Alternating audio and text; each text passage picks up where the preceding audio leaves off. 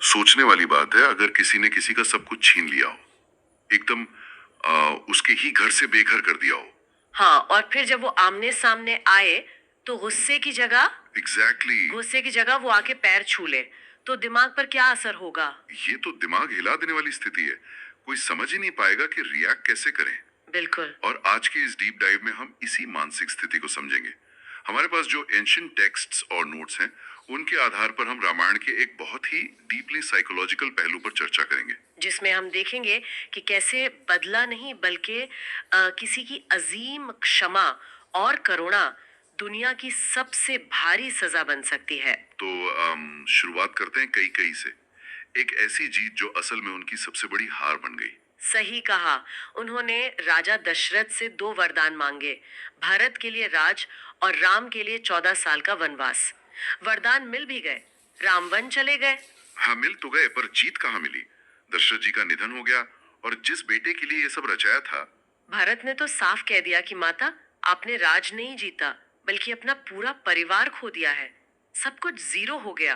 ये बिल्कुल उस खोखली जीत जैसा है, जैसे कोई कोर्ट में सालों लड़कर जमीन का केस जीत जाए। हाँ, पर उस एक फैसले की वजह से अपने सारे खून के रिश्ते हमेशा के लिए खो दे। वही तो।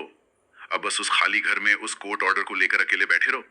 और सोचिए, जब पूरा राज परिवार राम को वापस लाने वन की तरफ जा रहा था, तो कैकेयी के मन में कितना डर होगा। डर तो भयंकर होना ही था। एक अलग ही मानसिक दबाव रहा होगा उस सफर में। मतलब जिसको उन्होंने महलों से निकालकर जंगल में भटकने पर मजबूर कर दिया, वो उन्हें किस नजर से देखेगा? एक दुश्मन की तरह ही ना। असल में इंसान का दिमाग हमेशा कारण और प्रभाव पर चलता है, एक्शन और रिएक्शन। केकई को राम से सिर्फ गुस्से और तिरस्कार की उम्मीद थी। उन्होंने खुद को उस नफरत को झेलने के लिए मेंटली तैयार कर लिया होगा। बिल्कुल। पर वन में राम का जो व्यवहार था, उसने उनके सारे अनुमानों को तोड़ दिया। वो दुश्मन की तरह मिलते ही नहीं है। हाँ, उल्टा आगे बढ़कर हाथ जोड़कर अपनी माताओं का स्वागत करते हैं। और हमारे स्रोत यहाँ एक बहुत बारीक डिटेल देते हैं। राम सबसे ज्यादा सम्मान केकई को ही देते हैं, जैसे वो जानबूझकर सबसे घायल दिल पर मरहम लगा रहे हों। वाह, ये देखकर तो केकई उम्मीद और असलियत का ये द्वंद सह ही नहीं पाई होंगी। एकदम टूट गई थी वो। फूट फूट कर रोते हुए राम के पैरों में गिरकर अपने लिए सजा मांगती हैं। पर राम राम कोई शिकायत नहीं करते। उनके स्वर में कोई कड़वाहट नहीं होती है ना। बिल्कुल नहीं। वो बहुत शांति से कहते हैं कि माता, काल बहुत बलवान है। समय हमसे ऐसे काम करा लेता है जिनका मतलब हम तुरंत नहीं समझ पाते। आप पूरी तरह निर्दोष हैं। अरे, राम ने तो वनवास को अपना सौभाग्य तक बता दिया, ताकि पिता का वचन और माता की इच्छा पूरी हो सके। हाँ, उनका ये प्यार बिल्कुल निहत्था कर देने वाला था। पर यहाँ पर मुझे एक बहुत गहरी उलझन महसूस होती है। देखिए, जब आप किसी को उसकी गलती की सजा दे देते हैं, तो एक तरह से हिसाब बराबर हो जाता है। हाँ, लेन देन पूरा हो गया। सही। इंसान सोचता है कि मैंने गलती की, मुझे सजा मिली, बात खत्म। पर बिना सजा दिए बस इतने प्रेम से किसी को छोड़ देना, क्या राम की यह असंभव करुणा अनजाने में कैकेयी के लिए एक बहुत बड़ी मानसिक सजा नहीं बन गई? ये बहुत अच्छा पॉइंट है। मनोविज्ञान के हिसाब से सजा सिर्फ समाज के लिए नहीं होती, वो उस अपराधी के लिए भी होती है, ताकि वो अपने अपराध बोध से, उस गिल्ट से बाहर आ सके। यानी गिल्ट उतारने का एक रास्ता होती है सजा। एकदम।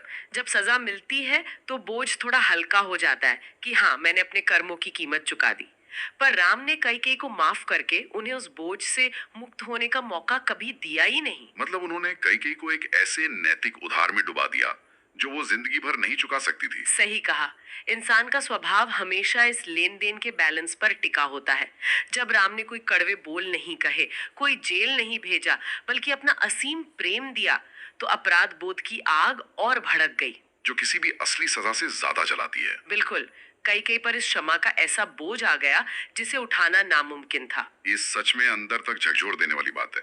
कानूनी सजा शायद इंसानी शरीर को बांध दे, पर किसी की अच्छाई और बिना मांगी ऐसी माफी, वो आपकी आत्मा को ऐसे पिंजरे में कैद कर देती है जिसकी कोई चाबी नहीं होती। सही कहा। जब सबसे पवित्र दिल बदले की जगह प्यार चुनते हैं, तो सामने वाले को उसके ही कर्मों के आईने के सामने खड़ा कर देते हैं, जहां से वो फिर कभी नजरें नहीं चुरा पाता। और इसीलिए ये किस्सा सदियों बाद आज भी हमें न्याय, सजा और क्षमा की परिभाषाओं को दोबारा सोचने पर मजबूर करता है।